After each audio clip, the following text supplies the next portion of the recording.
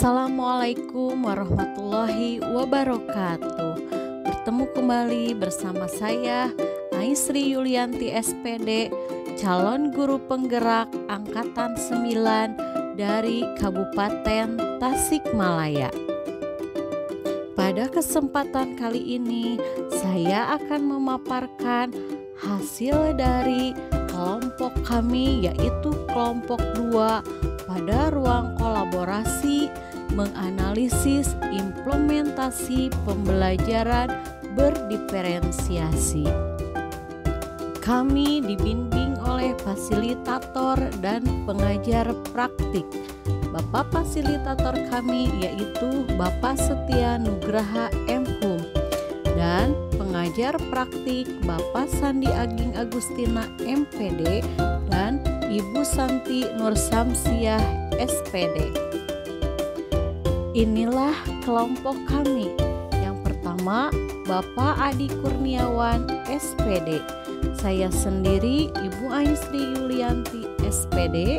Rekan saya Bapak Cecep Supriyadi SPD dan Ibu Epa Siti Amanah SPD.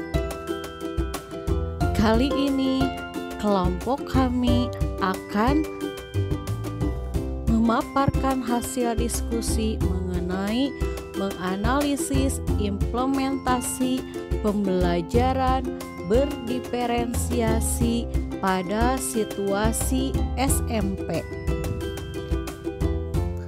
Pak Dudidam, seorang guru SMP, ingin mengajarkan murid-muridnya materi tentang iklan.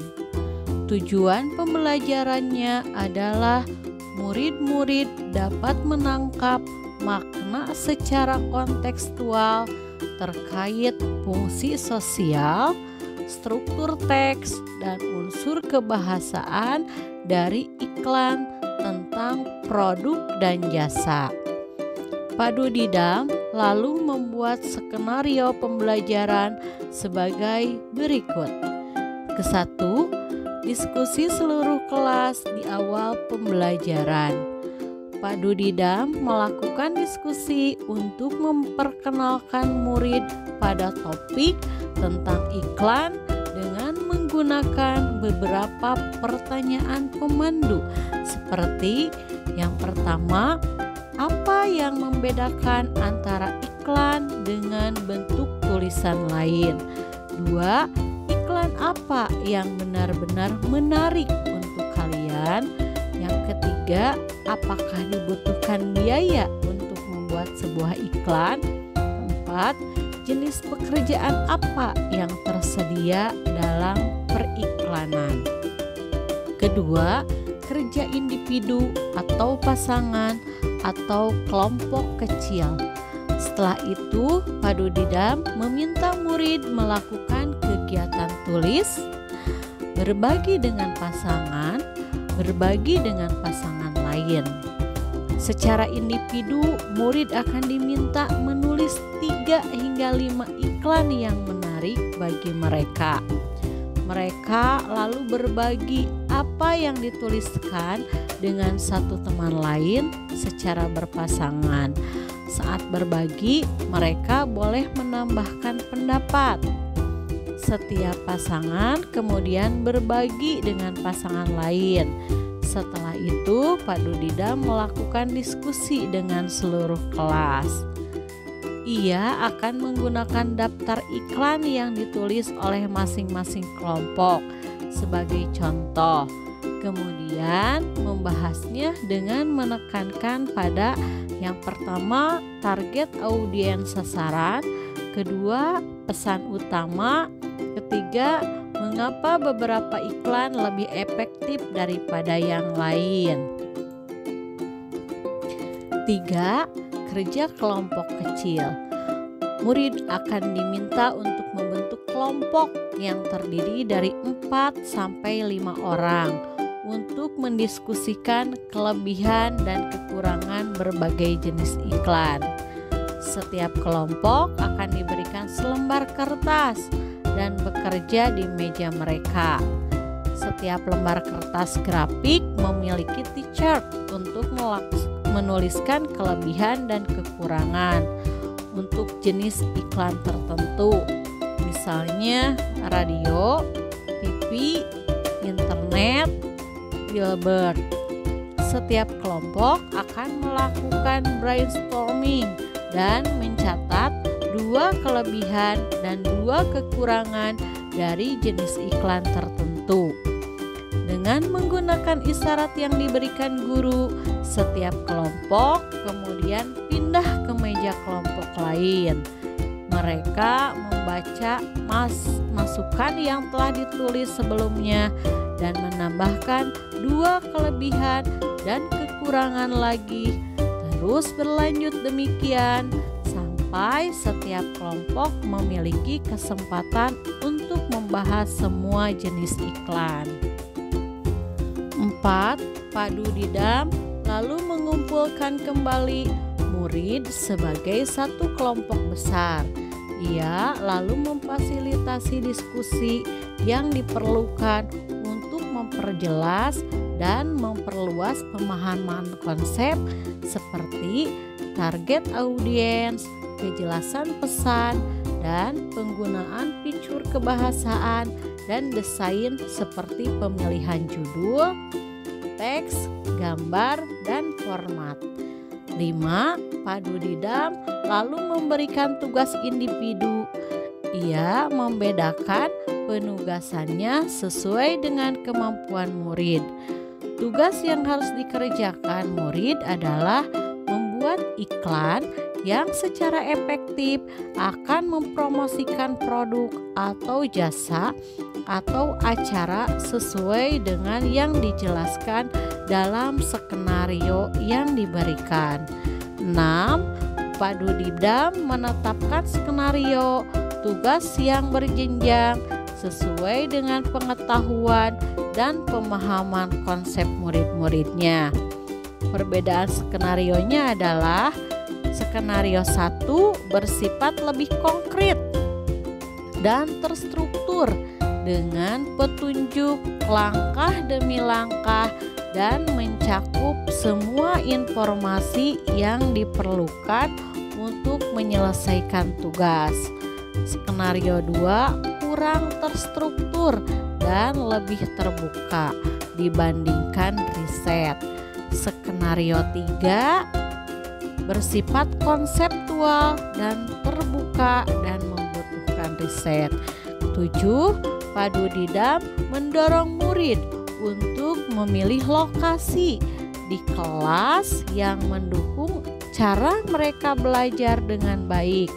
Misalnya sendirian di tempat yang tenang, dekat dengan teman, untuk memudahkan bertanya jika bingung, atau di area ruangan yang lebih ramai bersama murid-murid lain yang memungkinkan mereka untuk saling berbagi ide.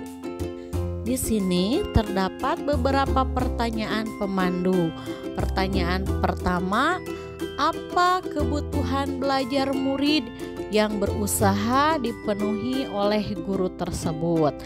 Nah, pada situasi 3 ini, Padu didam berusaha memenuhi kebutuhan belajar murid dengan yang pertama, kesiapan belajar murid, kedua, minat belajar murid, 3. Profil belajar murid atau lingkungan belajar murid.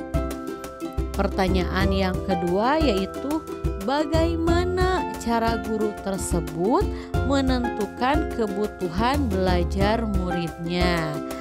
Nah, cara guru tersebut menentukan kebutuhan belajar muridnya yang pertama dengan kesiapan belajar murid, yaitu adanya pertanyaan pemandu di awal pembelajaran. Seperti Padu didam itu menanyakan apa yang membedakan antara iklan dengan bentuk tulisan lain. 2. Iklan apa yang benar-benar menarik untuk kalian. Ketiga, apakah dibutuhkan biaya untuk membuat sebuah iklan. Dan yang keempat, jenis pekerjaan apa yang tersedia dalam periklanan. Selanjutnya, menyiapkan 3 skenario tugas berjenjang sesuai pemahaman konsep murid. Ada skenario 1 yang bersifat lebih konkret dan struktur, skenario 2 kurang struktur dan lebih terbuka dibanding skenario 1, dan skenario 3 bersifat konseptual dan terbuka dan membutuhkan riset. Ketiga, Pak Dudidam memberikan tugas individu dengan cara membedakan penugasannya sesuai dengan kemampuan murid. Selanjutnya adalah minat belajar murid. Itu Pak Dudidam meminta murid menuliskan 3 hingga 5 iklan yang menarik bagi mereka. Lalu Pak Dudidam memberikan tugas individu membuat iklan secara efektif akan mempromosikan produk. Selanjutnya adalah profil belajar murid atau lingkungan belajar. Nah, di sini Pak Dudidam mendorong murid untuk memilih lokasi di kelas yang mendukung cara mereka belajar dengan baik. Misalnya, sendirian di tempat yang tenang atau dekat dengan teman untuk memudahkan bertanya jika bingung, atau juga di area ruangan yang lebih ramai bersama murid-murid lain yang memungkinkan mereka untuk saling berbagi ide. Pertanyaan yang ketiga adalah strategi pembelajaran berdiferensiasi apa yang digunakan? Nah, strategi pembelajaran diferensiasi yang digunakan adalah yang pertama, diferensiasi konten. Itu memberikan pemantik, menggunakan daftar iklan dari hasil kerja kelompok, memperjelas konsep, dan menyediakan bermacam-macam jenis iklan dari radio, internet, dan billboard. Kedua adalah diferensiasi proses. Pak Dudidam meminta murid menuliskan 3 hingga 5 iklan yang menarik bagi mereka, lalu mengadakan kegiatan baik yang bersifat individu, berpasangan, maupun dalam kelompok kecil. Selanjutnya, perbedaan tugas individu sesuai dengan kemampuan murid. Yang ketiga adalah diferensiasi produk. Pak Dudidam memberikan tugas sesuai dengan kemampuan murid, seperti yang terlihat pada poin 5, yaitu Pak Dudidam membuat iklan yang secara efektif akan mempromosikan produk atau jasa atau acara sesuai dengan yang dijelaskan dalam skenario yang diberikan. Nah, pertanyaan yang keempat, bagaimana guru tersebut melakukan penilaian? Nah, di sini guru tersebut menggunakan 3 penilaian. Yang pertama adalah assessment for learning, yaitu Pak Dudidam mengajukan beberapa pertanyaan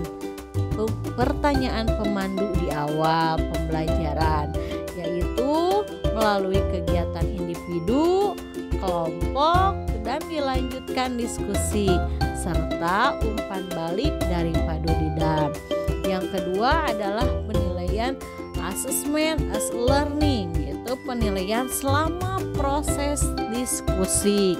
Dan yang ketiga adalah assessment of learning, itu penilaian hasil produk, yaitu para murid yang membuat iklan.